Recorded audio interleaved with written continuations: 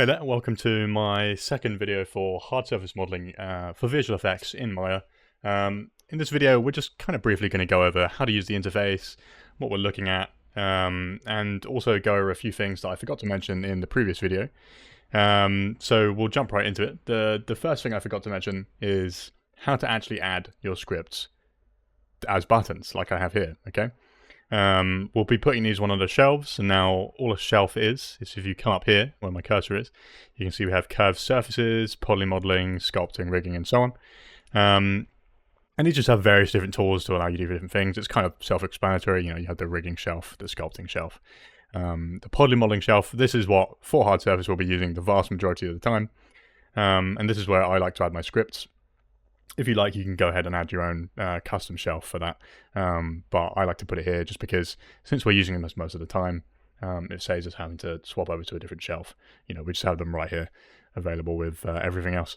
So yeah, so how do I add these scripts? So what you do is you come down to the bottom right hand corner of your Maya here, and you see you've got this little button. What that's going to do is open up your script editor, okay? You've got your Mel part, the Python part. Now, depending on what the script is, whether it's Mel or Python, you want to put it in either of these boxes. So if we take one of the scripts we used as an example last time, the auto crease one, if you remember correctly, that selected the edges at 90 degrees. That's a Mel script.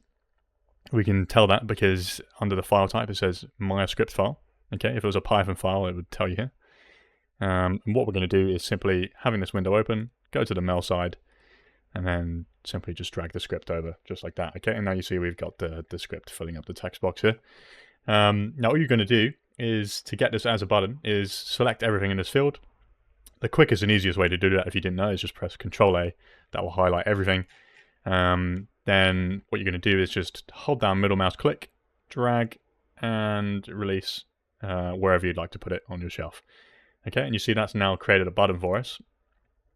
And if I create an object and press the script, and you see there it's now run.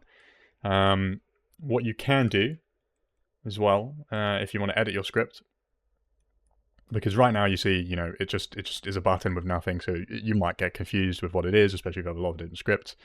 If you right click and go to edit on the script you've just added as a button, and then come to shelves, what it's going to allow you to do is down here in the bottom section of this window, you can rename or add various different labels to the script. So, you know, this auto creases, auto selects those 90-degree edges. So, you know, just for the sake of this example, we could just say the icon label is auto. And if we click Save All Shelves, you see that now has auto there. So it tells us a little bit more about what it's about.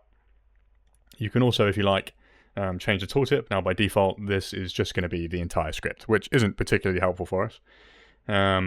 So if we, you know, instead just wrote something like auto select 90-degree edges. Okay. Let me do Save All Shelves, and what's going to happen is when we hold down our mouse, you see it's now got our tooltip there. So that tells us exactly what the script is. Now, adding Python scripts is a little different. Okay, so if we want to add our comment rename, you would think that we do the same thing and just drag it and drop it in here. Okay, that's actually not going to work. So if we want to add this, what we need to do, okay, is run this command in particular here, right? Put that in your Python. And in order for this to work, you're going to need your script placed in the correct location, okay? So for me, I'm running Maya 2022, but if you navigate to your documents folder in your PC, go to Maya, projects, no, sorry, Maya, and then go to the version you're using, in my case 2022, there'll be a scripts folder. Then you just want to put the comment rename file, and really any other scripts you have in here as well, just so you have them all in one place. And now, once we've done that, the Maya will know where to call, where to look for the script. And then if we take this command, like we did with the mouse script, select all, Control-A, drag up to the top. And now if we click this, comment rename opens, okay? Yeah, there's not too much more to show there. We can get more into that later. Something I will talk about though is the outliner. That's just this window on the side. You might find that when you're starting Maya, it's actually docked into the side here, all you have to do is if you go up to where the outliner is, and you can just drag it off into your viewport, and it will create it as separate. I would encourage you to do that just because you can move it around, you can sort of scale it around. It makes it just a bit easier to use, in my opinion.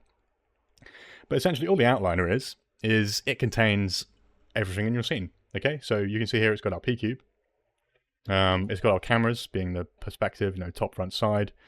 And any object we add, let's say we add a sphere, a cylinder, that's going to appear in here, okay? And there's a number of different things you can do in here. We can move things around just by, if you select an object and middle mouse drag, we can move that around in the outliner. We can put objects under other objects, so that's now parented to the sphere, okay? Something that's quite useful and you'll be doing quite a lot of to manage your scenes and especially your objects, your models, is if, let's say, we want to group all of these objects, okay? Grouping is a good idea because let's say you're modeling a car and you have the left and right hand side of the car, okay? So let's say we wanted to group the entire left hand side of the car just to make it easier to select. We know where it is. It makes it easier to look through the outline and be like, okay, yeah, this is where the left side of the car is. We can just select that group and then we have that entire part selected, okay? So if we wanted to group all these objects, you would select them all in the outliner and then simply just press Ctrl G, and that's now created our group and all of our objects in there. And then you can go rename this, we could put something like L for left, car, right? And then I would encourage you, this is particularly important in a VFX environment, where the naming, like I said in the previous episode, has to be consistent and with whatever they're using.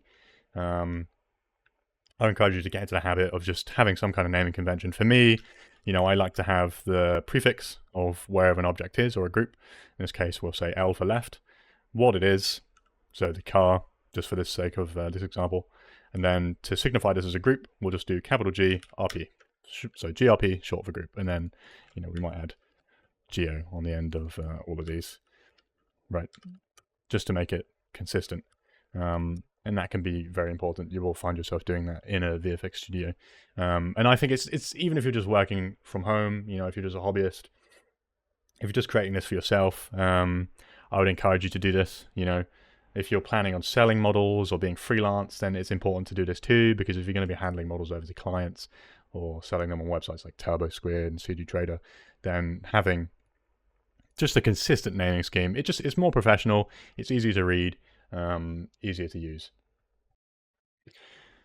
Okay, so what we're going to go over next is just how to add objects to your scene, okay? So what you're going to want to do is if you come up to the left-hand side of your screen here, up on the poly modeling shelf, we've got a series of buttons here. You've got sphere, cube, cylinder, cone, torus, and plane. There are a few extra ones as well, like the polygon disc here. Probably won't use that too much, at least I don't. But these are the main ones you're going to be using here. I would say the ones that are used the most are the sphere, cube, and cylinder. You can basically make anything out of these, right?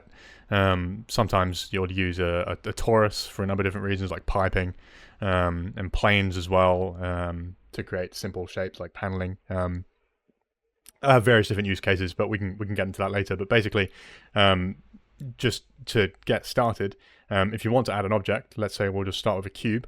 You'll come up to the poly modeling shelf up here, and you'll simply just click on the cube, and that will bring you up your cube, okay? That's always going to start at the origin of the grid here. And yeah, if we want to add extra objects like a sphere, we just click the button again, cylinder, and so on, okay? And it's really just quite as simple as that. So once we have our object, we can then go start using this.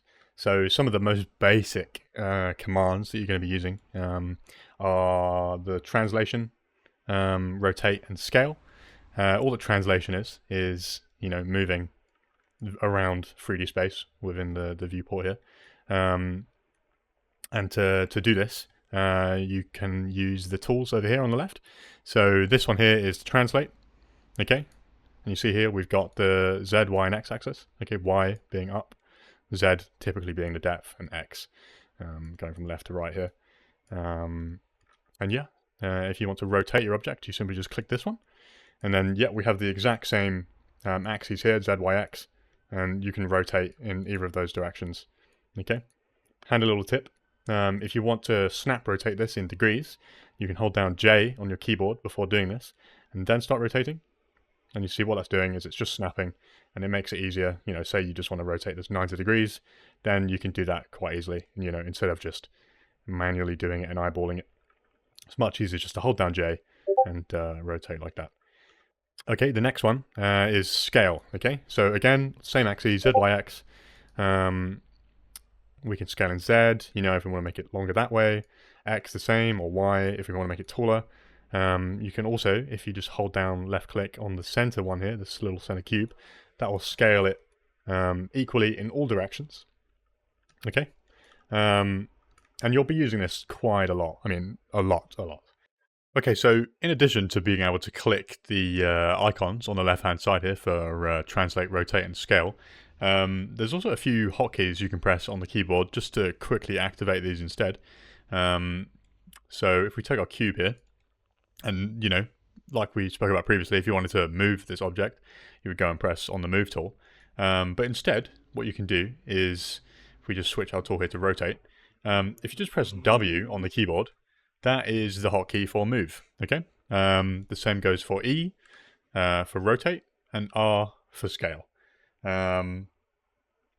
I would very much encourage you to learn these. They're pretty simple. I think once you start doing it, you'll pick it up very quickly, and then very quickly after that, it will just become muscle memory and almost like second nature, really. You won't really have to think about it. So again, yeah, that's W for the move tool, E for rotate, and R for scale. So what we're going to go to next is if you bring your attention over to the right-hand side of your Maya, we've got a series of windows here, okay? If you read along the side here, we've got the channel editor, channel box, the modeling toolkit, and the attribute editor. So to begin with, the channel box, this kind of just holds a number of different things, right? So we've just created this cube, okay? We haven't deleted history or anything like that. So under inputs, it will have some details for your cube, okay? And you can go ahead and edit these, right? If you wanted to change the scale, you know, right now it's all on 1 being the default. We change that all to 2, you know, that's going to double the size. We can also add subdivisions. Okay, let's say we just add 5 in all the axes there. And we can get into why you'd want to do this a bit later. But all the subdivisions are basically is, you know, if we go, you see here it says 1. That being that each side of this cube, each face, is just one polygon, okay? i.e. it's made up of 4 vertices, right? But if we go and increase the subdivisions here, you can now see that, you know, this is broken up into rows of 5, and we have much more vertices here, way more faces, so it's a much denser object. And there's a number of cases where you'd want to do this, but again, we'll get into that later. And then, yeah, just up here as well, like we were talking about earlier with the translate, rotate, scale, instead of using the tools here, you can just do it alternatively from the channel box. So if we say we want to move this 5 units in X, we type that in and we've done that. If we wanted to rotate this, say, 90 degrees, then we can do that, or 180 degrees. If we want to scale it, then, you know, we can do that from there as well. And we can also turn off the visibility. If you're just going on into the visibility section where it says on and typing off, that will hide it for you there. Alternatively to that, you can just, with your object selected, press H on your keyboard, and that will hide it. To bring it back, you just press H again. Okay, so the modeling toolkit, you probably find yourself using this quite a lot, just because it allows you, from here you can basically do any edits that you want. At the top here we've got object mode. Now what that means is you're basically working just by selecting objects, okay? So you can't select any other part of this object other than, you know, itself, right? The primary object that you can move around. Now the next selection type you have are vertices. Now what vertices are just a series of points that make up an object. All geometry is made up of vertices, really, fundamentally. You know, if we think we have a face like this one, then that is made up of 4 vertices, and so on. And again, using our translation tools, we can go and edit these. We can drag these around. We can move them. We can we can scale them if we wanted to. I mean, not in this case. If we pick 4, then we can scale them. You can't just scale 1, obviously. And you can rotate them too. And then we can also select by edge. And again, we have all the exact same translation, scale, rotation abilities there, and also by face, and that's the similar story. What else can we do? We can, if we want to, there are a number of different features in here. We can extrude a face. Okay, all that's going to do is, as you can see here, we've gone into face mode, selected the face of our cube, we've gone and pressed extrude, and there's a number of different things we can do with this. We can simply just extrude it up. We could add an offset if we like, so that it comes off, not the exact same width. Something quite cool you can do here is, if you're doing the extrude, to repeat an action, if we want to repeat that extrude, you can press G on your keyboard, or just press extrude again here in the modeling editor. And then now, because we've brought that in, okay, increase the offset previously, we can now extrude a smaller part here, but it's still part of the same mesh, right? Something else we can do, if we go to edge selection, okay, let's say we just select all of our edges, then we can go and bevel, okay? And all that a bevel is as you can see here, it's just cutting off part of the edge. There's a number of different things we can do here. We can, change the amount, the fraction. Also, you might notice if this is moving a bit too fast, right, like it is here, you see that that's happening very quickly with very little mouse movement. You can hold down Control on your keyboard, and it will just give you a little bit more control over how fine that is. What you can also do is, if you right-click this little blue circle here, you can change how much it reacts to your movement. So if I put that to slowest, and then do the exact same thing, I'm not holding Control here, and just move it, we now have much finer control. In most cases, I would say set it to slowest, just because it's going to give you so much more control, okay? And it's not like it slows it down. You can quite easily, with not much mouse movement, increase the size of that bevel, but you just have much finer control, and it makes it a bit easier to get the correct bevel that you want there. We can add segments to this, okay? So right now, we just have one face. We're going to add 2 segments. Then you see there, we've now got 2 faces making up that bevel. You can add really as many as you want. I would recommend not going too high on this. Most of the time, if we're doing it like this, you maybe just want 2. But if we were to say, if I just undo all this, bevel this, and we wanted this to be curved, 2, that's looking pretty low in the subdivision levels there. So we go ahead and add something like 8. But again, we'll get into more about why that's important later, and what that means. We're just kind of doing this to go over the tools. What else can we do? Yeah, there's a number of different tools in here. I would encourage you to just sort of play around, experiment with what they do. Another one you'll be using a lot here is the multi-cut tool. This can allow you, if I click on this edge here, it creates a vertex. You go to this edge, creates another vertex. And if I complete that just by pressing enter, we've now created an edge. You can also, if you hold down Control on your keyboard, add edge loops like this. So all an edge loop is, it's a loop that goes around the entirety of the object, like you can see here. We put that there, you see how it goes around the entire cube. Same thing again, if you hold down Control and middle mouse click on any of these axes, it's going to place an edge, regardless of where we have it here, perfectly in the center of the object. That can be very useful sometimes, just for splitting objects up. Okay, so what I'm going to do is I'm just going to split this video off into 2 parts. This one's getting kind of long. We're about the 20-minute mark now. What I'll do is I'll end this video here and upload the next part in a couple of days or so. We'll pick up just exactly where we left off, continuing on with the tools from the modeling toolkit. So until then, I'll see you in part 2 of this video.